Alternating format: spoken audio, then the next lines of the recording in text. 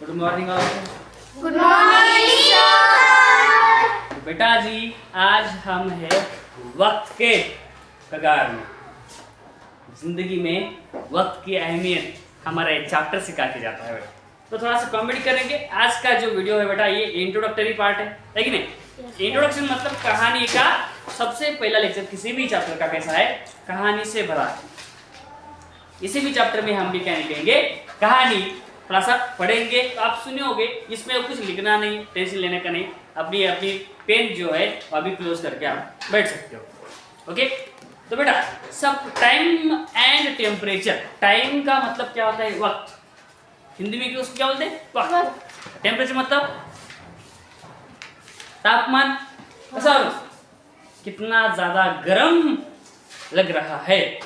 हालांकि अभी तो ठंड का मौसम है तो गर्म बिल्कुल नहीं लगता, अभी ठंड ही लगता है ना। आपको पता है कि हमारे 24 आवर्स में क्या होता है बेटा, 1 डे कंप्लीट होता है। एक दिन के अंदर कितने आवर्स रहते हैं, 24। और एक साल के अंदर कितना मंथ होता है, 12 मंथ के अंदर कितना सीजन होते हैं, 3। मेन 3 है, बाकी के स्प्रिंग सीजन भी होता है लेकिन उसके बारे में हम बात नहीं करते। समर है हमारे पास जो स्टार्टिंग में आता है, उसके बाद में हमारे पास रेनी सीजन भी आता है, उसके बाद में विंटर आता है। तो ये क्या है बेटा, ये है सीजन्स। क्या है बेटा, सीजन्स है कि नहीं, सीजन्स है। और एक सीजन लगभग 4 मंथ का होता है। जैसे कि अक्टूबर, नवंबर, दिसंबर, जनवरी, 4 महीना जो होता है वो ठंड का मौसम होता है, इसका मतलब विंटर सीजन। उसके बाद में समर सीजन आता है 26 जनवरी के बाद, मतलब फरवरी, मार्च, अप्रैल और मई। ऐसे बोलते ना हिंदी में, कंप्लीट हिंदी बोलना चाहिए। तो गुलाबी हिंदी वाली नहीं, कंप्लीट चाहिए। तो मई तक क्या होता है बेटा, हमारा धूप काला रहता है, मतलब समर सीजन रहता है। उसके बाद हमारी खुशी के दिन आते हैं और हमारे दुख के भी दिन आते हैं। खुशी के दिन जो किसान है उसके लिए खुशी के दिन है, और बच्चे हैं इसलिए हमारे दुख के दिन है, क्योंकि स्कूल भी जून में स्टार्ट होता है और बारिश भी जून में आती है। और हम क्या बोलते हैं, छोटे बच्चे जो रहते हैं तो होमवर्क से ज़्यादा डरते हैं। हम क्या बोलते हैं, जल्दी जल्दी बारिश गिर जाओ, हमारे स्कूल को छुट्टी हो जाओ। आप ही नहीं, हमारे जैसे टीचर लोग भी बोलते हैं वैसे, हमको भी छुट्टी मिलना चाहिए ना। तो दोनों के लिए अच्छी बात है। तो ये होता है रेनी सीजन। रेनी सीजन लगभग जून, जुलाई, अगस्त और सितंबर तक आपका क्या रहता है बेटा, रेनी सीजन रहता है। उसके बाद में और विंटर। ऐसे अपना साइकिल जो है सीजन का वो चलते रहता है। कभी कभी आप देखोगे समर सीजन में कभी कभी बारिश गिर जाती है, कभी कभी विंटर में भी बारिश गिर जा रही है। ऐसा क्यों हो रहा है, बिकॉज ऑफ ग्लोबल वार्मिंग। क्यों हो रहा है बेटा, ग्लोबल वार्मिंग। अभी सर ग्लोबल वार्मिंग क्या है, ये तो साइंस का है, क्या कर रहे हैं, साइंस भी पढ़ना पता है ना। ग्लोबल वार्मिंग का मतलब है बेटा, हमारे आदमी में मतलब आर्टिफिशियल की वजह से जो बिल्डिंग्स है वो नया बिल्डिंग्स बन रहा है, और हमारे पेड़ जो है बेटा वो कट रहे हैं। अगर पेड़ कट रहे हैं तो ऑक्सीजन कम हो रहा है और कार्बन डाइऑक्साइड बढ़ रहा है। अगर कार्बन डाइऑक्साइड बन रहा है उसका डायरेक्टली अफेक्ट होता है अपने ओजोन लेयर। अभी सर ओजोन लेयर क्या है, हमको, हमारी धरती को सूरज से बचाने वाला एक छाता है। कैसा बड़ा छाता, समझे ये क्या है, हमारी अर्थ है। और ये हमारा है कौन, सन मतलब बेटा नहीं, सन मतलब सूरज। सूरज किसका, स्कूल का फ्रेंड वाला सूरज नहीं, जो हमको गर्मी देता है, हमको जो टेम्परेचर देता है, वार्म करता है, उसका नाम है सूरज।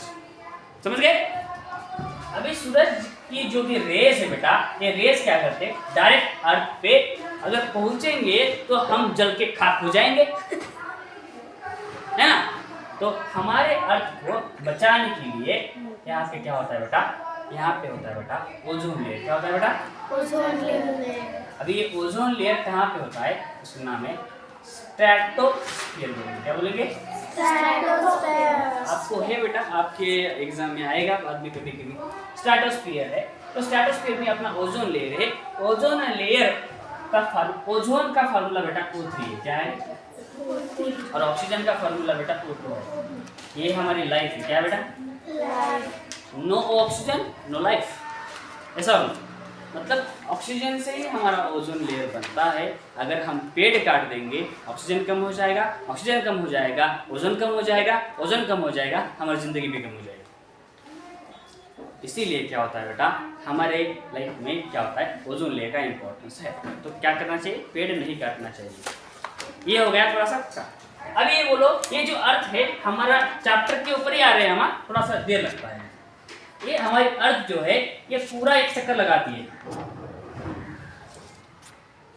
इसको हम क्या बोलेंगे, रोटेशन अराउंड इटसेल्फ। ऐसा रोटेशन करना पड़ता है। ये कंप्लीट रोटेशन अर्थ का एक रोटेशन कंप्लीट करने के लिए कितना टाइम लगता है? 24 आवर खुद के बल कितना? 24 आवर्स। एक दिन में हमारी अर्थ जो है कंप्लीट रिवॉल्व करती है, ठीक है, इसको बोलेंगे 24 आवर। लेकिन ये अर्थ जो है वो खुद के बारे में नहीं सोचती है, दूसरे के बारे में भी सोचती है। ये अपना चक्कर लगाते लगाते सूरज का भी एक पूरा चक्कर लगाती है। अगर आप सूरज का पूरा चक्कर लगाती है तो उसके लिए टाइम लगता है 1 साल, मतलब 365 डेज। समझ गए? ये हो गया टाइम का इम्पोर्टेंस। अब ये हो गया थोड़ा सा पढ़ने वाली बात।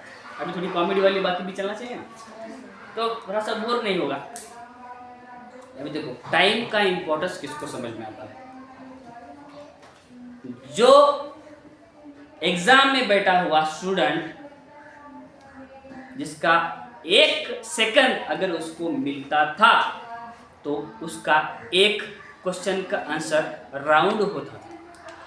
क्या बोला मैं? अगर उसको 1 सेकंड अगर एक्स्ट्रा मिलता था तो उसका एक क्वेश्चन का आंसर राउंड होता था। उसको 1 सेकंड नहीं मिला, इसलिए वो क्वेश्चन राउंड करना नहीं हुआ, और उसी एक क्वेश्चन की वजह से वो फेल हो गया। 1 साल भर मेहनत करने के बाद 1 सेकंड का वैल्यू उसी स्टूडेंट को पूछो। उसके बाद में और थोड़ा सा कहानी आगे बढ़ाएंगे। मंथ का टाइम किसको पूछना है? जो माँ अपने बेटे को इस दुनिया में लाने के लिए 9 मंथ अपना सब स्किल, हॉबी, उसका हैप्पीनेस, ये सब भूल कर उसके ड्रीम्स का चकनाचूर सब कर अपने लिए खुद का बलिदान देती है। उस माँ को पूछो 9 मंथ का टाइम कैसे बीतता है। जो बच्चा 1 साल भर प्रैक्टिस करके 1 सेकंड के लिए, उसको सेकंड का वैल्यू समझ में आ गया। एक आदमी बस स्टैंड में चला गया, लेकिन उसको पता चला सिर्फ 1 मिनट के पहले अगर आप आते थे आपको बस मिल जाती थी जो बहुत दूर तक जाती थी। वो सिर्फ 1 मिनट लेट पहुंचा उस बस स्टैंड के लिए, तब उसकी बस स्टैंड की जो भी बस 1 मिनट से पहले निकल। उस आदमी को पूछो 1 मिनट का महत्व कितना होगा। 1 दिन का टाइम बताओ। दिन भर किसान और कोई भी अगर काम करता है दिन भर, उसको बोलते हैं मजदूरी, बोलते ना, तिहाड़ी बोलते हैं बिहारी लैंग्वेज में। तिहाड़ी काम मतलब डेली का काम करना, डेली का पैसा लेना। मिस्त्री के हाथ के नीचे रहते ना तिहाड़ी वाले काम, वो रेती उठाने वाले। अगर वो दिन भर काम करते हैं और जब शाम को वक्त होता है और मालिक अगर उसे पैसे देना अगर दे रहा है तो भी कम दे रहा है, ये तो नहीं दे रहा है, इसको बोलेंगे देने से कतराता है। उसको पूछो 1 दिन का टाइम कितना होता है, 1 दिन का महत्व कितना होता है।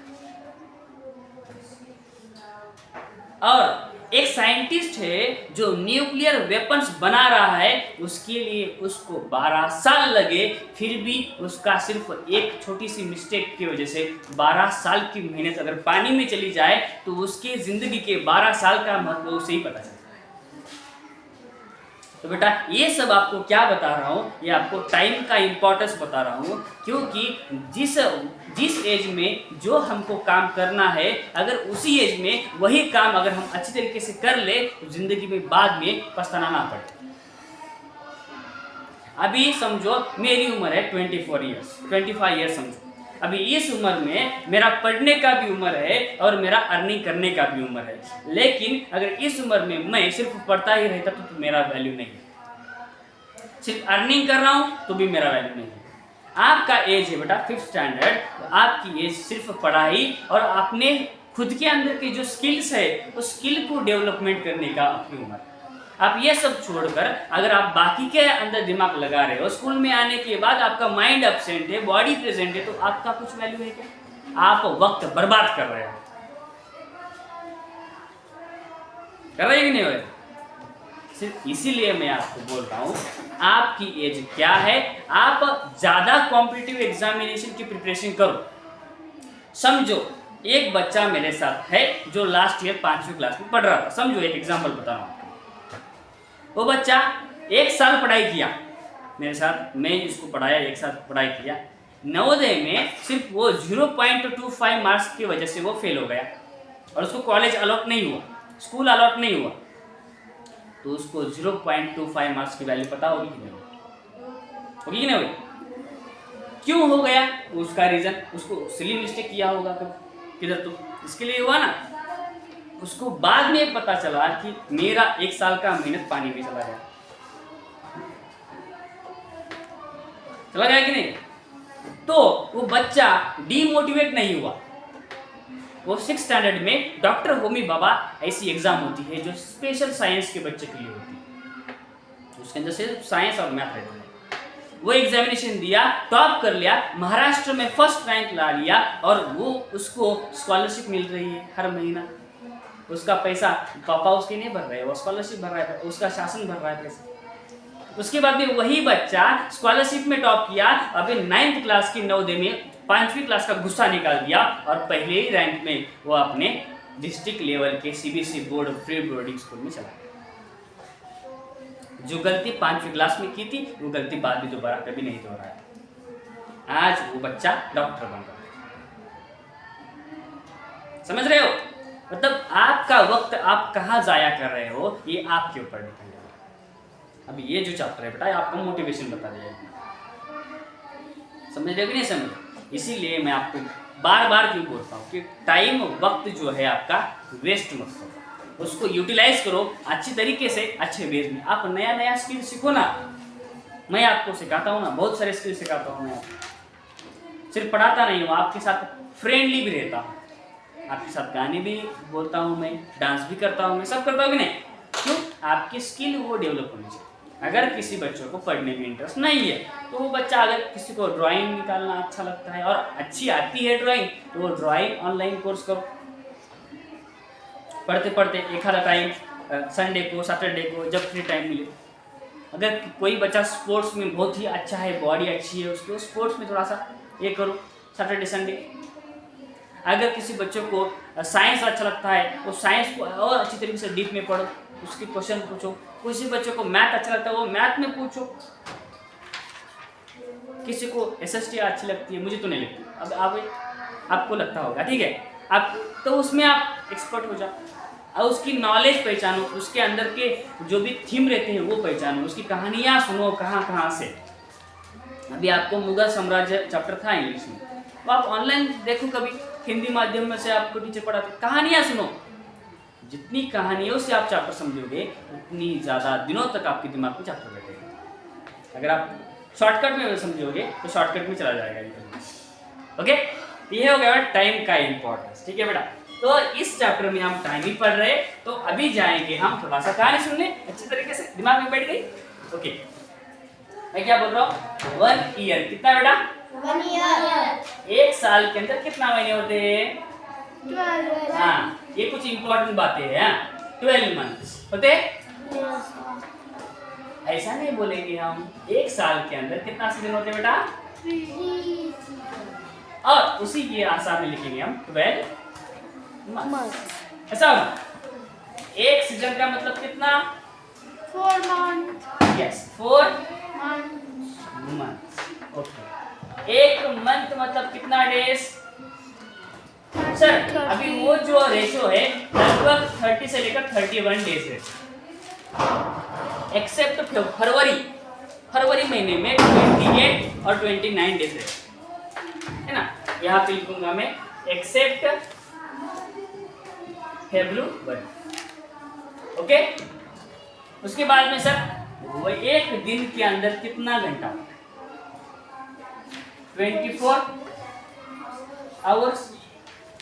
एक आवर के अंदर कितना मिनट होते हैं?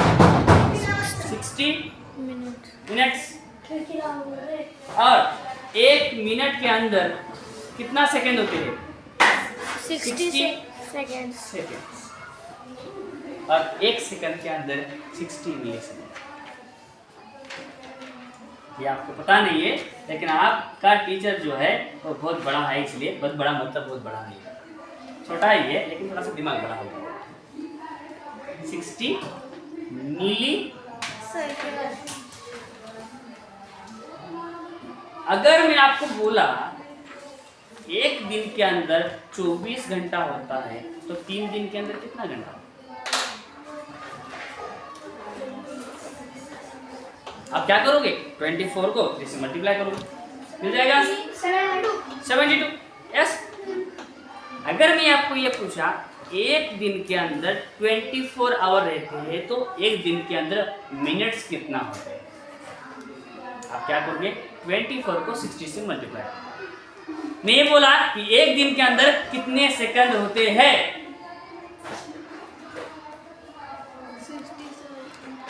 24 मल्टीप्लाई 60 मल्टीप्लाई 60, तब आपको सेकंड मिल जाएगा।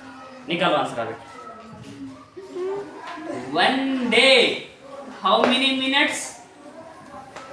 और 1 डे हाउ मेनी सेकंड्स?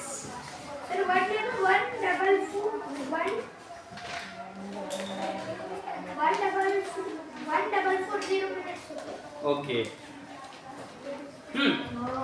दिमाग लगाओ, कैसा करेंगे मल्टीप्लिकेशन? 24 मल्टीप्लाई 60, यहाँ डायरेक्ट करने के दिमाग से मल्टीप्लाई, ऐसा छोटे बच्चे नहीं। हाँ 0 0 6 4 जा 24 कैरी 2 6 2 जा 12 प्लस 2 40 1440 मिनट्स। ऐसा हो। इसको और क्या करेंगे हम? 60 से और मल्टीप्लाई करेंगे। देखो 0 0 2 0 6 4 जा 24 कैरी 2 6 4 जा 24 प्लस 2 24 2 6 4 जा 8। यस। ऐसे कैसे होता है? 6 4 जा 24 कैरी 2 6 4 जा 24 प्लस 2 26 8 6 4 0। ओके, अभी कभी बुढ़ा हुआ है अभी आपका टीचर, थोड़ा कभी कभी कम ज़्यादा होता रहता है। ठीक है बेटा, आज के लिए इस इंट्रोडक्शन पार्ट में आपको इतना ही काफ़ी है। मिलते हैं अगले माइंड जिम के साथ, mind gym 4A। See tomorrow. Good night, take care.